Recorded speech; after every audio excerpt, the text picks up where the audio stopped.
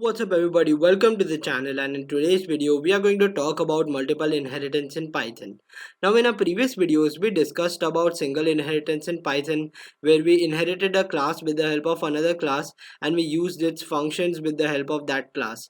So that is the concept that is used in multiple inheritance as well. It's the same concept on which we are going.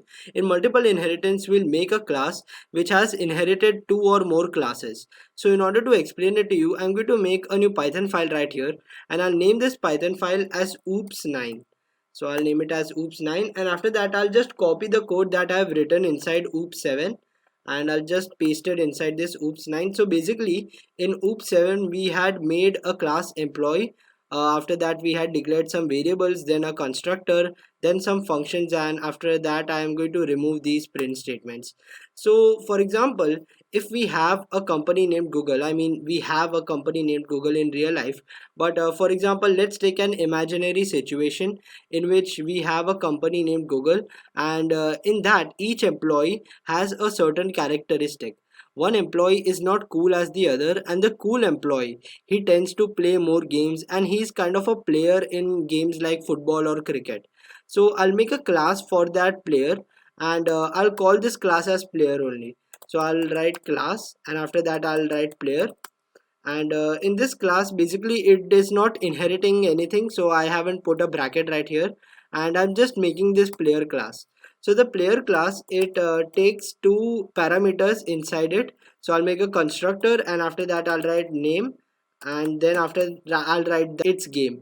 So in this I'll write self dot name is equal to name, then I'll write self dot game is equal to game.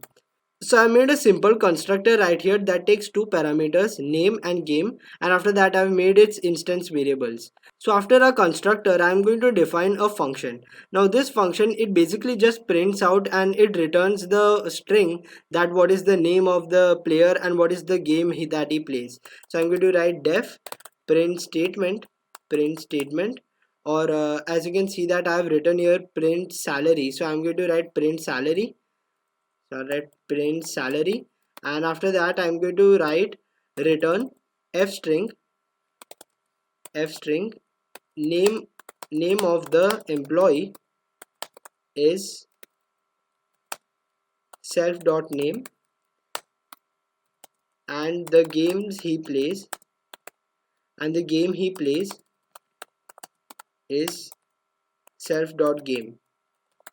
So right here I've just returned a string in this function, and after that what I'm going to do is that I'm going to make an object of this class player. So I'm going to write emp4, and after that player, then I'm going to give him player, and after that it takes two arguments. So I'm going to provide it current, and then I'm going to provide a list. So I'll write the sports that current plays. So for example, if he plays football, and for example if he plays cricket. So we are basically making an employee into a cool employee. This cool employee, he plays games and he works for the company. So he becomes a cool employee, that is he also plays games, that is he's a player, and he is working for the company, so he's a normal employee. So for the cool employee, I'm going to make a class. So I'm going to write class cool employee, and this class, it inherits two classes. Now what are those classes?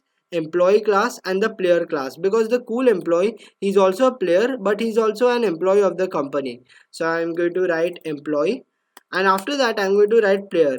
And most of the people, they get confused that do we have to write this in an order? Yes guys, you have to write this in an order, that is after employee you have to write player, and I'll tell you why we have to do that in this video. So after this I'm going to write pass, and I'll make a new object of this cool employee class. So I'll write emp5, and after that I'll write cool employee, and when I put brackets and when I run this program, as you can see that it gives me an error right here. It shows me that it is missing four required positional arguments: the name, the age, the salary, and E number of leaves. Now why is it showing me that? Why is it showing me that I have missed 4 positional arguments?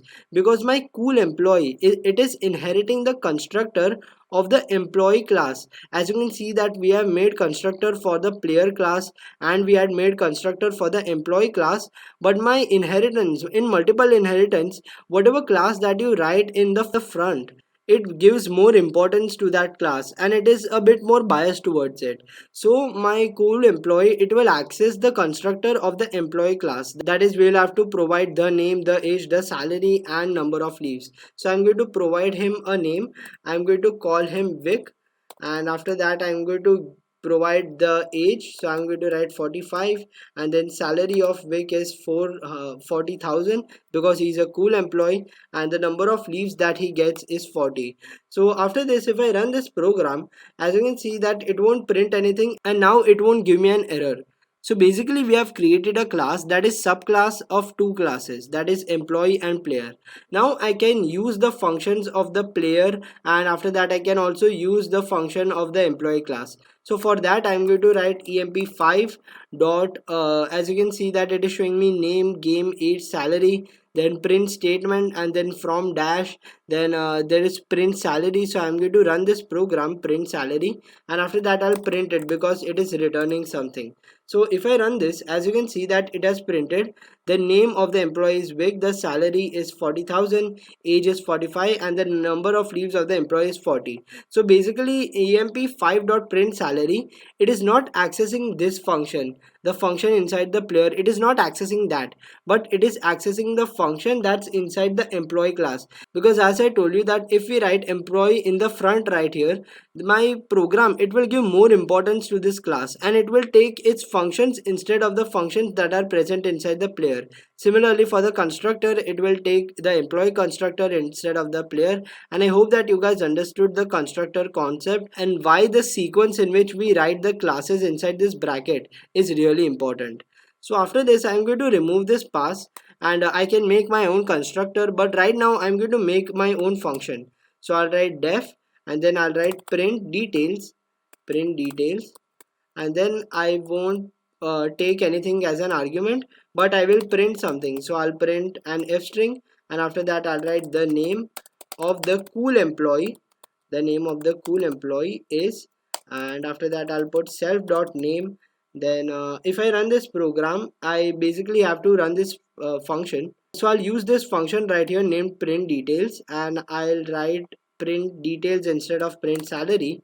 So I'll write this, and after that if I run this program, as you can see that it has printed that the name of the cool employee is Vic, and I'll basically have to just call this function. I won't have to print anything. So if I run this program again, as you can see that it is printed that the name of the cool employee is Vic. So we have discovered about how multiple inheritance works. And for example, if I make a function inside the player that does not access anything from the self, so I'll write def, and after that I'll make a static method. Basically I'll write static method, and after that I'll write a function. So I'll write print anything, and after that I'll return, or else I'll print this is anything. So we have just made a function, a static method inside the player class, and we have inherited with the help of the cool employee class. So if I write emp3 dot print anything, and if I run this program, as you can see that it will print that this is anything. And as you can see guys, that print anything is a function inside the player class. So we have basically accessed the functions inside the player class, and similarly we can do that in order to access the functions inside the employee class. So as you can see that if I run print salary, and I'll have to print this function. So if I run this program, as you can see that it prints this is anything and the name of the employee is Vic. So this is a proof that we can access different functions from different classes, and this is the main advantage of multiple inheritance. That is, we can access a function from a different class and we can access a function from another class.